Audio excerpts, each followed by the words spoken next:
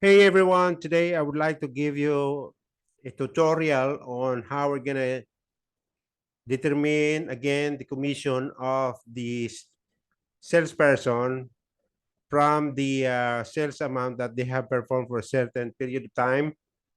Okay. Uh, in my last video, which I have done recently, I have we have determined whether the salesperson is gonna get commission by saying yes or no. He's gonna get commission, yes. He's not gonna get commission, no. But this time we are going to determine right away the commission, and the only thing, the difference between that one and this one is that we are going to have three criteria, okay, for determining the certain amount of commission that you're gonna get, or certain rate of commission that they're gonna get. So the first criterion is below or equal to 100K or 100,000. So it's like less than or equal to 100,000. Then the percentage for that is about 5%. Okay. The salesperson is going to get 5% out of the sales amount that they have performed selling certain products, or like the food and beverage company products that they have sold for a certain period of time. Okay. And the second criterion would be between 100,000 and 200,000. So the salesperson, if he or she falls within the 100K to 200K parameters, then the percentage that is gonna get from the sales amount would be 10%. And the third criterion would be above or more than or equal to 200K. That would be 15%. Okay. So the parameter that we're gonna be using this one is minimum 100,000 and above 200,000. So these are the criteria that we are going to use this time. So what we're gonna get this time is different percentage depending on the amount that the salesperson is gonna perform. If the salesperson is performing low or lower sales amount in terms of the currency, or the amount in terms of currency, so it's gonna get low in terms of percentage. But if the amount is higher, like this salesperson, for example, Mark White, he has performed 500,000. He sold products amounting to 500,000. Then he's gonna get the maximum percentage of 15%. Okay, and the sales amount that he has will be multiplied by 15%, and that's the commission amount that he's gonna get out from this performance. So how are we gonna do this? How are we going to determine whether the salesperson is gonna get 5%, or whether that person is gonna get 10% or 15%? So this time we're gonna use nested F or multiple F. Okay, so nested F is multiple F, meaning we're gonna be using more than one F.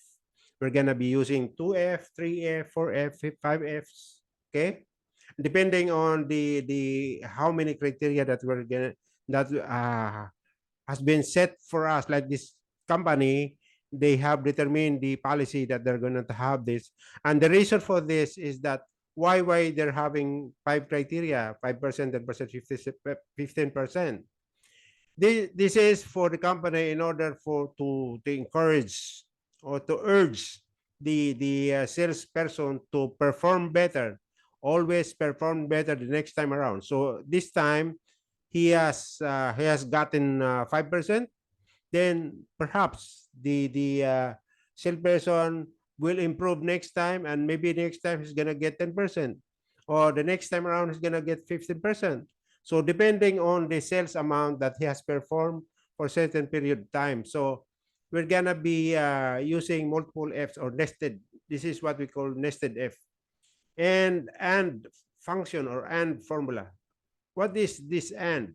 This and we're gonna be using this between 100K to 200K. So we're gonna be using N because there are two parameters within this one criterion, okay, which is the rate would be 10% amount from the sales amount that the salesperson has performed. Okay, so let's get started. So what we're gonna do is we're gonna use, use a nested F. So again, we'll start with equal sign, and then you just type the F, okay, and then just click the tab, okay, to get the open parentheses. So for the first F, we're gonna use logical test.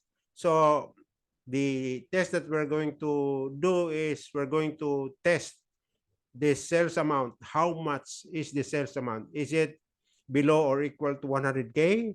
Is it between 100K and 200K? Or is it above or equal to 200K? So in order for us to determine what would be the rate or what would be the percentage that we're going to be multiplying on the sales amount. Okay? So if open parentheses, then the first logical test is the sales amount, which is located on location B5, cell B5.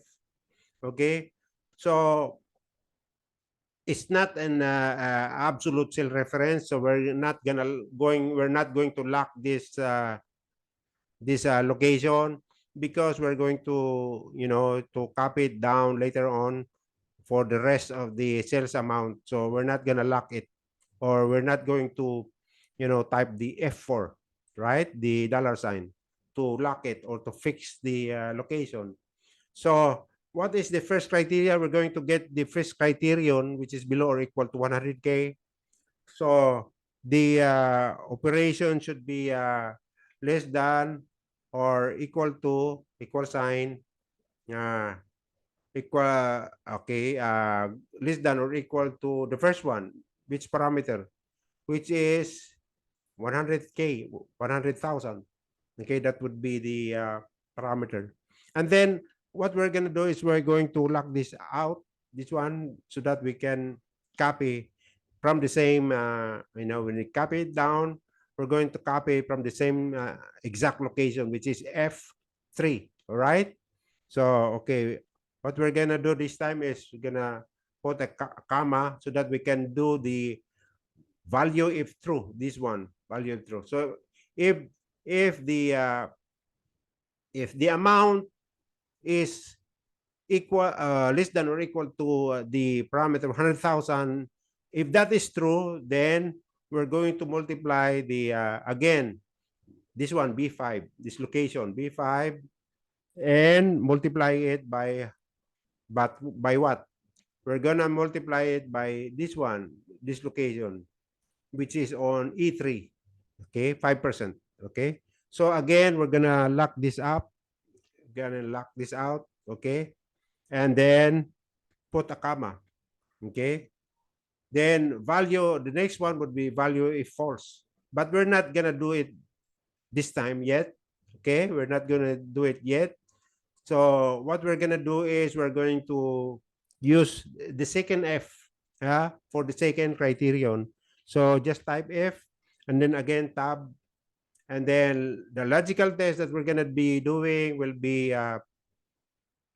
okay. Remember, we have between 100K and 200K. There are two parameters, 100K and 200K. So we're gonna be using the AND, okay, and function or formula. Okay, so we're gonna be using AND, right? And then again tab to get the open parentheses. Okay, okay. All right. So again, we're going to do a logical test.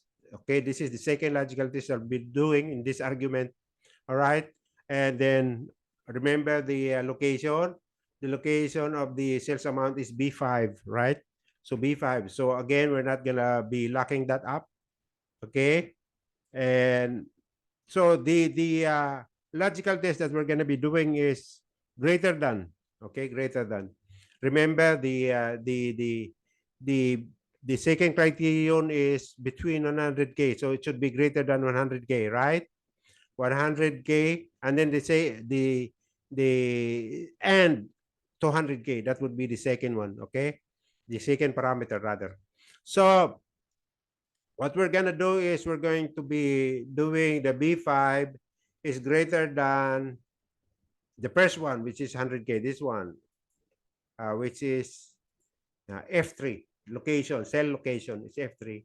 Then we're gonna lock this one, lock it with F4 from your keyboard, okay? Then comma, because we're going to be doing another logical test, okay? The second one. That's because that's why we're using the AND function right here, no? If open parenthesis and open parenthesis B5, which is the sales amount, is greater than 100,000, which is located on F3. And then the next one would be again B5, okay? We're referring it to the sales amount again. So what is this? What is it next this time? So it should be less than, right? Less than 200,000. So between 100 and 200K. So it should be less than. So less than what? The 200K, this one, which is located on F4. Okay, this is on F4. And then lock it up. Okay, lock it up, F4 again. Then what we're going to do, since we're using AND between 100K and 200K and the function, we're going to close it. Okay, we're going to close it. Close parentheses like that. And then put a comma because we're going to be doing another okay, meaning I'll be multiplying now the to the second criterion, right? So what we're going to do is we're going to multiply the B5, which is the sales amount, multiply by what? Multiply by this one, uh, this one, E4, this one, 10%. Okay. The first one was for 5%, and the second F or logical test is for, or rather, second criterion is for the 10%. Okay. So we have locked it already, and then comma, and then now we're going to use the third F. Okay, the third F, right? For the third criterion. Okay, the third F, then just click tab. Okay, then we're gonna be doing the third logical test. So the test that we're gonna be doing is, again, we're testing the sales amount, which is B5 in location, and then the test would be greater than or equal to. So this time, if the salesperson performance is greater than 200,000, then he's gonna get the maximum percentage on his commission of 15%, right? So greater than or equal to with this one, the last one, which is uh, this one, 200, okay? 200,000. And then we're gonna be clocking that up because it comes from only one location, and then comma. So we can now multiply the amount, the sales amount, the B5. We can now multiply with the last percentage, which is 15%, the highest one. So if the salesperson is, we're able to was able to sold more than 200,000, then he's gonna get the maximum percentage of 15%. All right. Then lock it up with F4, and then comma. This time around, we're gonna be doing the value of force. Okay.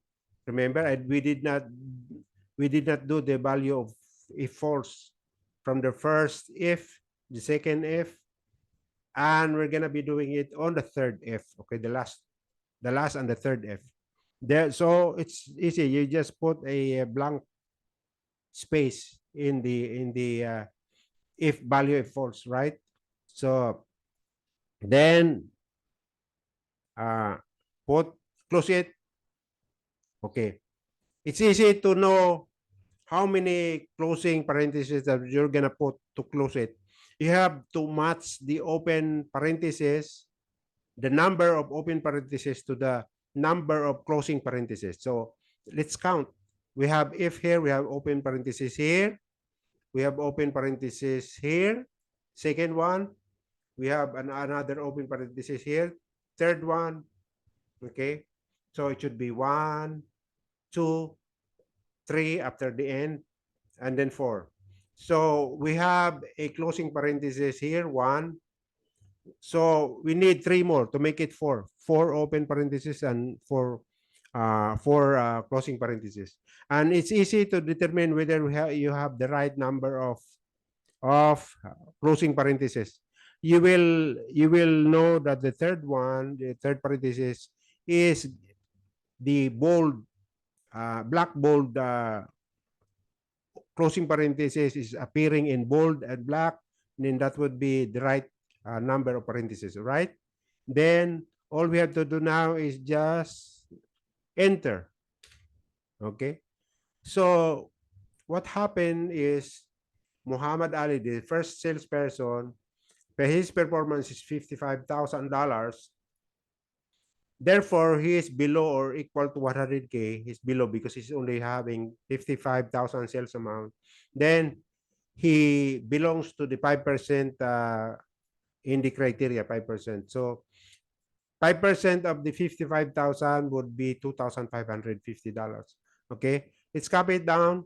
That's why it's important that you lock the sales location, or you do the absolute sale reference to the exact location that you're having in terms of your parameter, in terms of your percentage. Okay, coming from one location. That's why you have to lock it up with the F4 in your keyboard, and to get the dollar sign, which means that if you copy it down, you will copy the same location, like F3, which is the 100,000 here. Then you copy down. Okay, it's copied down. Then again, it's on F3. So those cell location that you have, they have indicated a dollar sign, $2 sign, or double dollar sign. Then you will be copying it down, same location. Okay, so this is less than 85,000. Rather, this is 85,000. Therefore, it is below 100,000. So it's 5%. So 5% of 85,000 is 4,250. And this 120,000 is between 100K and 200K, rather 200K. So he will get 10% of the sales amount, which is the 10% is 12,000. So let's copy this all the way down, the rest of the sales amount. Okay. So this one is 500,000. Mark White got 500,000 performance sales amount. Therefore, he's getting 15%. So that would be 75%. 75,000 of the out of the 500,000. That would be 15%. Who else? Okay, these two, Rose Hamilton and Ahmed Mubarak. So 300,000 is more than the 200,000. Therefore, is getting 15%. And Ahmed Mubarak is performing 400,000. Therefore, is also getting 15% or $60,000 out from the $400,000 that he has performed. So that's how we use the multiple F or the nested F, and using an formula for this criterion, which you're having one criteria, one parameter, and another parameter. In between that two parameters is an AND. So that's why we're using this AND formula. Okay, so that's it for our tutorial for today regarding nested F and AND formula. And I hope you enjoyed this presentation. And I would like to thank you for watching this video. Thank you very much.